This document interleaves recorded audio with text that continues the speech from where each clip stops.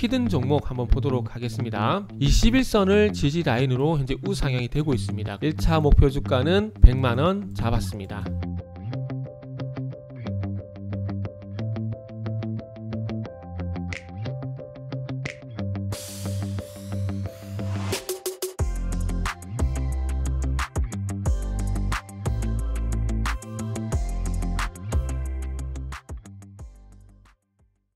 자, 반갑습니다. 알파프로 가족 여러분, 정태근 전문가입니다. 10월 29일 방송 시작하도록 하겠습니다. 자, 첫 번째 방송 종목은 비료 관련주입니다. 미래생명자원이고요. 방송 말미에는 히든 종목이 공개가 됩니다. 방송 끝까지 시청을 부탁드립니다. 그리고 방송 보시고 난 이후에는 좋아요, 구독 부탁드리도록 하겠습니다. 자, 화면을 보시면서 바로 시작을 해보도록 하겠습니다. 자, 화면을 보시면 지금 미래생명자원의 차트가 이렇게 나와 있습니다. 10월 14일날 상한가에 안착이 되고 난 이후에 상승 흐름이 깨지지 않고 계속해서 어쨌든 우상향 유지가 되고 있습니다. 10월 26일날 요날 조금 추세가 꺾일 수도 있을 가능성이 있었는데 다시 한번 좀 추세를 살리는 것 같아요. 연유를 한번 좀 보도록 하겠습니다. 자, 첫 번째 스타트는 이거죠. 중국 지방정부에서 이 화물 컨테이너 발송 준비를 마쳤음에도 불구하고 지금 운행을 출발을 못하게 하고 있어요. 비료를 수출하려면 뭐 신설된 증명서를 받아야 한다 이런 얘기를 하고 있는데 아마 모자라니까 이러는 게 아닌가라는 말씀을 한번 좀 드려보고 싶은데, 그래서 그렇게 좀 생각이 듭니다. 지금 어쨌든 지금 중국의 뭐 전력난이란지 뭐 석탄 같은 뭐 광물 자원도 상당히 좀 많이 부족하게 좀 진행이 되고 있는 상황이죠. 그렇기 때문에 아마 비료도 마찬가지라고 생각이 듭니다. 지금 전력난에서 아마 식량난 여기까지 이어질까봐 걱정을 좀 하고 있는 것 같아요.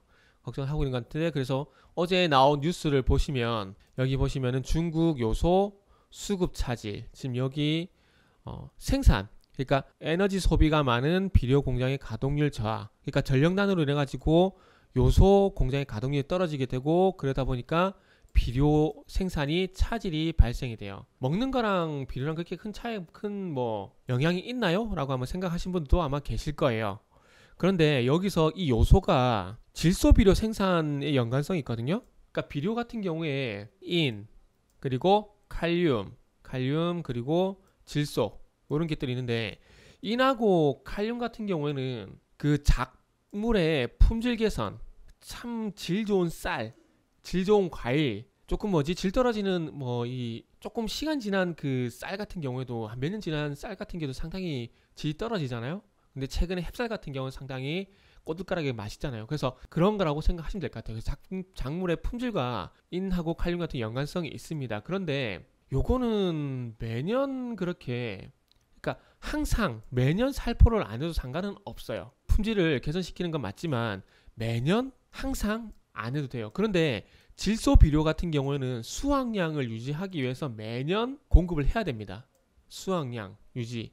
그러니까 품질에 상관없이 지금의 100이라고 하는 곡물을 수확하기 위해서 이 질소 비료가 매년 공급이 돼야 돼요. 그러면 반대로 질소 비료가 계속해서 공급 차질이 발생되게 되면은 수확량에 차질이 발생됩니다. 그러면 뭐와 연결되죠? 식량난. 거기다가 만약에 미국이 콩 수출까지 제한시켜버리게 되면은 큰일 나겠죠. 거기다가 중국은 돼지고기 소비가 상당히 많잖아요. 그럼 그 동물 사료를 또 만들어야 되는데 동물 사료도 마찬가지로 부족하게 되면은 돼지고기 생산이 줄어들게 되고 돼지고기 값이 폭등하게 되고 그럼 인플레이션 얘기가 나올 수밖에 없겠죠. 그래서 이런 문제들이 있다라는 겁니다.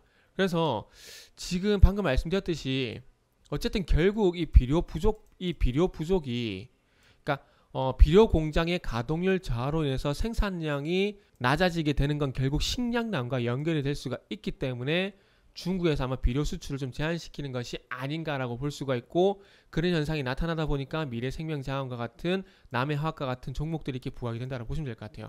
근데 이 문제가 전력난이 지금 계속 지속되고 있는 상황이기 때문에 아마 빠르게 해결되지는 않을 것 같아요. 그래서 시세가 한 번 정도 더 튀어줄 가능성이 있지 않을까 생각이 드는데, 미래생명자원 같은 경우는 질소 비료와 직접적인 연관성은 없다라고 보기는 힘들어요. 퍼센티지 비중으로 보게 되면은 동물 사료, 이 회사는 동물 사료가 주력이거든요. 그럼 이 동물 사료는 돼지고기와 연관성이 있지 않습니까? 그럼 어찌 보면 돼지고기 또 마찬가지 식량과 연결이 되는 거기 때문에 이 식량난과 연결이 된다는 부분들을 봤을 때 아마 조금 관련성으로 부각이 되는 것 같아요. 돼지고기 소비가 중국은 되게 많잖아요. 그와 연관된 사료를 만드는 회사인 미래생명자원이 부각이 되는 것 같고, 미래생명자원 같은 경우는 이제 중국에는 수출을 현재 하고 있는 상황이고요. 중국에 수출을 하고 있는 상황이고, 이제 앞으로 동남아 쪽도 이제 수출을 예정하고 있다고 하니까 뭐 실적적인 부분들도 조금 기대를 해봐도 되지 않을까라는 말씀 좀 드리고 싶네요. 그리고 뭐 차트적인 부분은 아직까지 조금 더 상승할 여지가 있다라고 말씀 좀 드려보고 싶어요.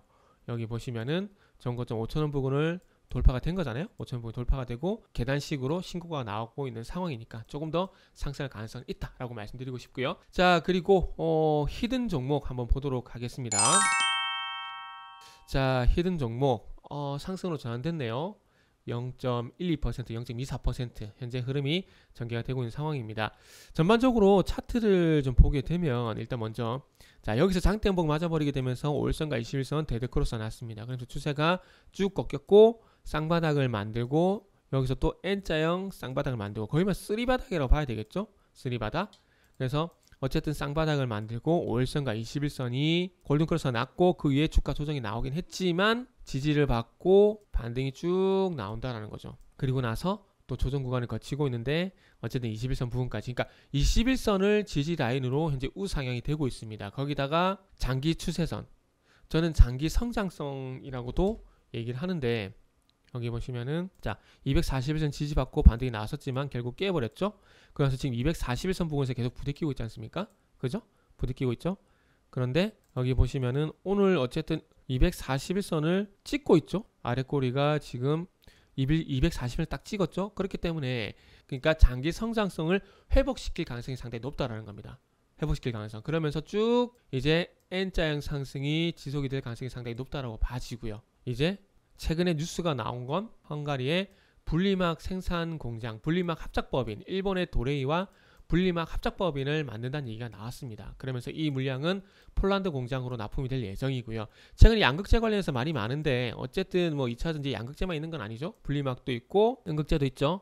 그래서 어쨌든 양극재 이슈에서 조금 벗어나고 이 분리막 쪽으로 이슈를 만들게 되면서 일단 상승이 나오는 것 같습니다. 그리고 GM 공장, 리콜 사태에서 좀 가동 중단이 됐었던 GM 같은 경우에도 이제 9월 달부터 정상적으로 이제 공장이 돌아가고 있습니다. 그리고 얼티엄 셀즈인가요? 이게 항상 헷갈리네요. 얼티엄 셀즈라는 그 프로젝트도 합작법인도 계속 진행이 되고 있는 상황이고요. 그래서 이 정도 말씀드리면 무슨 종목인지 알 것 같아요. 그래서 이 정도 말씀을 드리고 일단은 목표 주가는 100만원 잡았습니다. 일단 못 먹어도 고 100만원.